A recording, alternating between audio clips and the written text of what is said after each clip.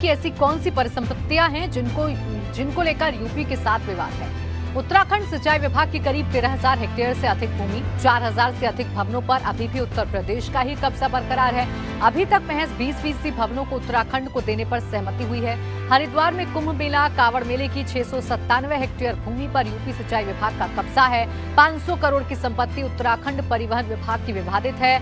हरिद्वार का भीमगौड़ा बैराज, बनबसा का Lohia head barrage, Kalagarh का रामगंगा बैराज अभी भी यूपी के कब्जे में है। टिहरी डैम पर अभी भी उत्तर प्रदेश का मालिकाना हक है। यूपी 1000 करोड़ रुपए सालाना राजस्व ले रहा है। उत्तराखंड को टिहरी बांध से 12.5% रॉयल्टी मिलती है। 11 विभागों की भूमि, भवन और दूसरी परिसंपत्तियों पर उत्तराखंड की सीमा में उत्तर प्रदेश का कब्जा है। उत्तराखंड में आवास विकास परिषद की देहरादून और उधम सिंह नगर में कॉलोनियां हैं। यूपी ने प्राइवेट लोगों को बेच चुका है और अब तक किश्तों का भुगतान उसी को हो रहा है।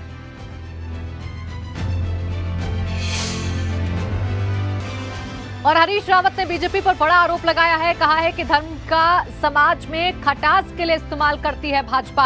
वोट की राजनीति के लिए धर्म का इस्तेमाल किया जा रहा है। तो हरीश रावत जो पूरी तरीके से हमलावर नजर आते हैं भारतीय जनता पार्टी पर, एक बार फिर से उन्होंने करारा हमला बोला है बीजेपी पर और कहा है कि धर्म का जो इस्तेमाल है वो समाज को बांटने के लिए करती है, वोट के लिए करती है भाजपा। धर्म को खटास के लिए इस्तेमाल करती है, समाज में खटास पैदा करने के लिए, वोट की राजनीति के लिए। हम धर्म को अपनी व्यक्तिगत आस्था और ईश्वर के साथ अपने तारतम्य को स्थापित करने के लिए करते हैं। हमारा और उनका मकसद अलग अलग है। उनका मकसद है समाज में विद्वेष फैलाना। उधर दिल्ली के डिप्टी सीएम मनीष सिसोदिया 2 दिवसीय दौरे पर उत्तराखंड पहुंचे। अपने दौरे के पहले दिन मनीष सिसोदिया ने देहरादून में बिजनेस डायलॉग कार्यक्रम में शिरकत की। इस दौरान सिसोदिया ने व्यापारियों से बातचीत की, जिसमें अलग अलग क्षेत्रों में व्यापार कर रहे व्यापारी मौजूद रहे।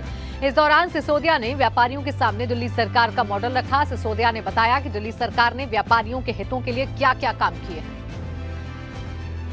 उत्तराखंड के व्यापारियों से चर्चा की कि किस तरह से उत्तराखंड में वो संभावनाएं हैं कि उत्तराखंड का व्यापारी न सिर्फ अपनी तरक्की कर सकता है बल्कि पूरे उत्तराखंड की तरक्की में भागीदार बन सकता है।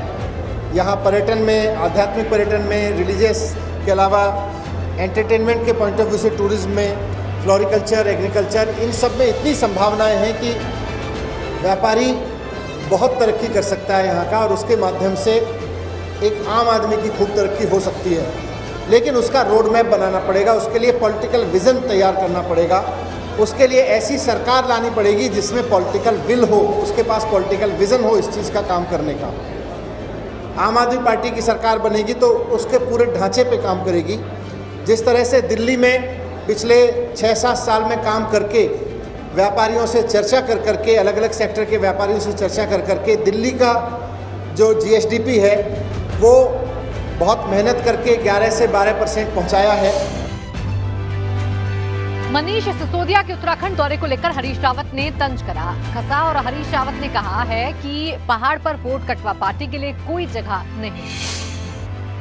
अभी कुछ दिन उनको उत्तराखंड के गाड़ गधेरों का अनुभव लेने दीजिए, अच्छी बात है। हम किसी पार्टी के आगमन पर हमारी कोई टिप्पणी नहीं है, लेकिन एक बात जरूर है, इस समय जो भी पार्टी वोट कटुआ के तौर पर काम करेगी उस पार्टी को लोग लंबे समय तक दंडित करेंगे। और इस समय कोई भी तीसरी पार्टी जो अप्रत्यक्ष रूप से भाजपा को लाभ पहुंचा रही है वो जनता को स्वीकार्य नहीं है।